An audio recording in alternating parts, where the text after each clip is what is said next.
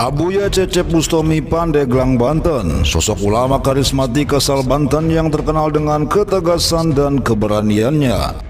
Kiai Kondang Banten yang satu ini, selain terkenal dengan ilmu agamanya yang tinggi, beliau juga dikenal memiliki karomah kesaktian yang sangat luar biasa. Tak heran jika semasa hidupnya beliau sangat dikagumi oleh para kiai, bahkan disegani oleh para jawara Banten kala itu. Dan yang lebih menakjubkan, semasa hidupnya seluruh santrinya yang berjumlah 27 orang lebih dibekali ajian kebal bacok, bahkan kebal peluru. Beliau merupakan pendiri organisasi Front Hizbullah yang berdiri sejak tahun 1998, sebuah ormas Islam yang meliputi kawasan Banten kala itu. Sejarah awal terbentuknya Front Hizbullah yaitu ketika FPI terbentuk pada tahun 1998, Habib Rizik meminta Abuya Cecep Bustomi untuk bersedia menjadi imam besar di FPI. Namun Abuya Cecep Bustomi menolaknya dengan alasan tidak sejalan dengan keinginannya. Maka ditunjuklah Abuya Cecep Bustomi sebagai komando lapangan. Namun di tahun 98 juga, saat tengah terjadi krisis moneter, FPI tidak ada pergerakannya pada saat itu.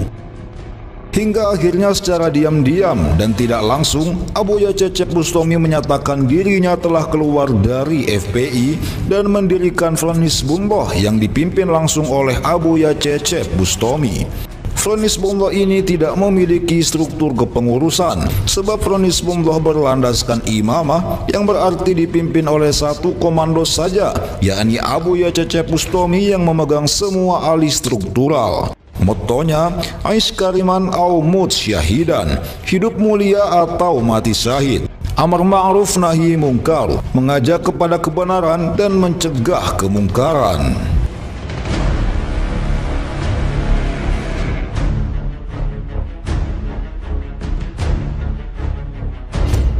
Front Hizbullah merupakan sebuah organisasi yang didirikan oleh Abuya Cecep Bustomi yang bermotokan amar ma'ruf nahi mungkar, sehingga dimanapun ada kemaksiatan tanpa pandang bulu segera diluluh lantahkan. Alhasil cukup banyak tempat-tempat maksiat yang berhasil mereka berhentikan. Hingga suatu hari ada sebuah acara di Serang yang mana acara itu sengaja dibuat untuk memancing Front Hizbullah turun dan menjebaknya. Salah satu tujuannya karena ingin mengetes yang konon santri Abuya Cecep Bustomi itu kebal bacok bahkan kebal peluru. Meskipun pasukan Front Hizbullah telah mengetahui bahwa itu jebakan, tanpa rasa takut sedikit pun mereka tetap meluncur ke lokasi tersebut. Namun kala itu Abuya tidak ikut dalam aksi tersebut dikarenakan beliau sedang mengisi acara di Sukabumi. Maka yang menggantikan Abuya untuk memimpin aksi tersebut adalah adik-adik dan kakak Abuya. Begitu pasukan Front Hizbullah tiba di lokasi tersebut, segera mereka meminta pemilik acara untuk membubarkan acara tersebut. Namun si pemilik acara enggan menghentikannya hingga terjadilah kerusuhan. Salah seorang yang tengah memegang pistol mencoba melepaskan pelurunya ke arah adik Abuya, namun terlebih dahulu dikawal oleh salah satu santri Abuya sehingga peluru tersebut mengenai bagian pelipis si santri tersebut. Benar saja, peluru itu tak mampu menembus tubuh santri tersebut. Tak lama kemudian, kisruh pun selesai tanpa adanya korban jiwa. Pasukan Front Hizbullah pun bergegas untuk pulang, namun ternyata mereka kembali dikepung dan kisruh yang lebih ganas pun terjadi, hingga satu dari anggota Kopassus harus meninggal dunia. Alhasil, kisruh besar yang terjadi di Serang itu menimbulkan satu korban jiwa. Setelah kisruh selesai, kelompok Abuya pun berhasil lolos dan kembali ke markas dengan selamat. Para santri pun diperintahkan untuk beristirahat sambil menunggu guru besar mereka pulang dari Sukabumi. Selang seminggu dari kisruh besar tersebut, Abuya Cecep Bustomi berangkat ke markas Kopassus untuk mengucapkan bela sungkawa atas meninggalnya salah satu anggota Kopassus dan sekaligus bernegosiasi atas kejadian tersebut. Singkat kata, negosiasi pun selesai dengan damai dan Abuya bersiap untuk pulang ke rumah. Namun, saat dalam perjalanan Abuya dan sopirnya tidak sependapat, beliau meminta lewat jalan yang biasa dilewatinya. Namun sang sopir berkata agar lewat jalan tol saja. Di situ Abuya tetap meminta melewati jalan yang biasa dilewatinya. Suasana jalan tersebut di hari itu sangatlah berbeda, sepi dan hanya mobil Abuya saja yang melintas. Di tengah perjalanan, tiba-tiba nampak sebuah motor tril mengejar mobil Abuya sambil membawa senjata api.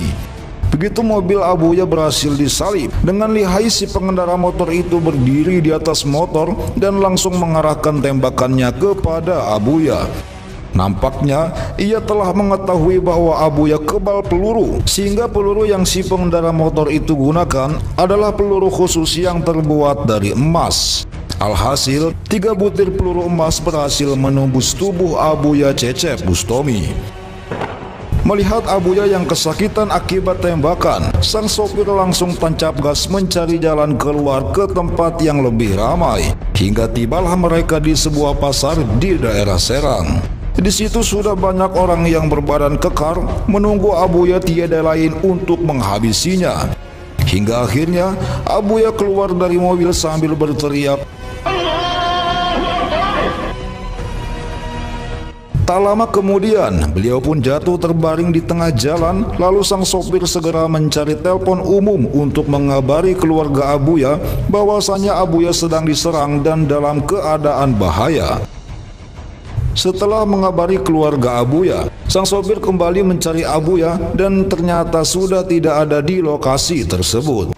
Hal aneh pun terjadi. Ternyata Abuya diselamatkan oleh orang yang tak dikenal dengan mengendarai mobil losbak dan dibawa ke rumah. Namun sayang, Abuya tiba di rumah dalam keadaan sudah tak bernyawa. Keluarga pun heran karena orang yang mengantar Abuya ke rumah sama sekali tidak dikenal dan pergi begitu saja. Sampai detik ini pun orang tersebut belum diketahui. Pihak keluarga pun segera membawa jasad Abuya ke rumah sakit untuk diotopsi. Dan ternyata peluru yang tembus ke dalam tubuh Abuya bukanlah peluru sembarangan, melainkan peluru yang terbuat dari emas. Hingga detik ini, sejarah mencatat Abuya Cecep Bustomi wafat pada 20 September tahun 2000. Banten telah kehilangan sosok ulama yang tegas, pemberani, serta bertanggung jawab. Semenjak kepergian beliau, Front Hizbullah terhenti sebab tak ada yang berani menggantikan posisi Abuya Cecep Bustomi yang sudah syahidan.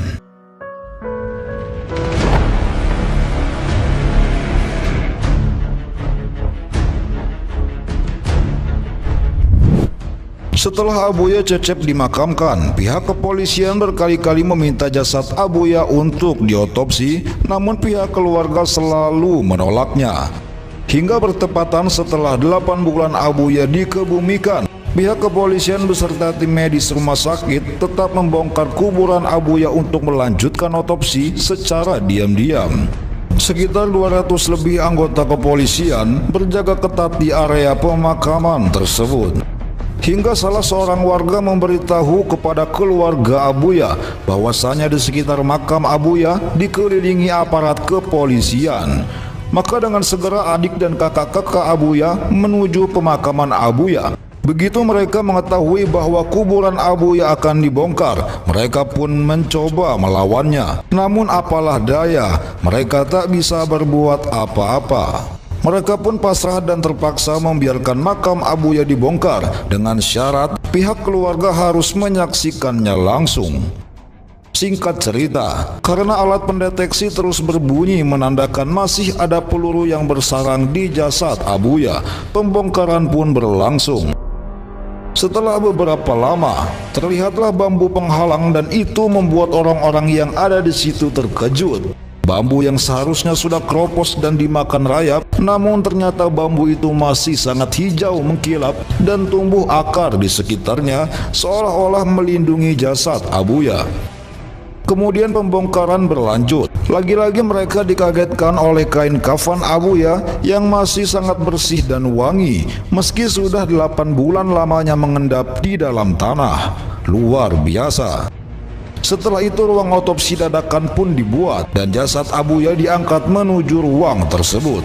Begitu kain kafan dibuka, semua takjub melihat jasadnya yang masih utuh, rambut bahkan kukunya masih memanjang layaknya orang yang masih hidup.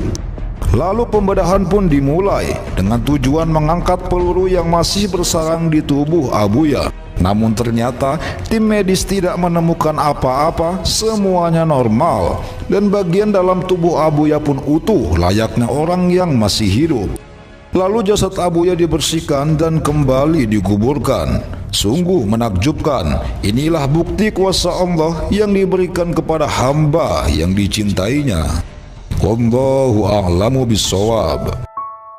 Demikian sederet kisah dan karomah Abuya Cecep Bustomi, Pandeglang, Banten. Sosok ulama karismatik asal Banten yang terkenal dengan ketegasan dan keberaniannya. Mari bersama-sama kita bacakan surat Al-Fatihah yang dikhususkan kepada Abuya Cecep Bustomi.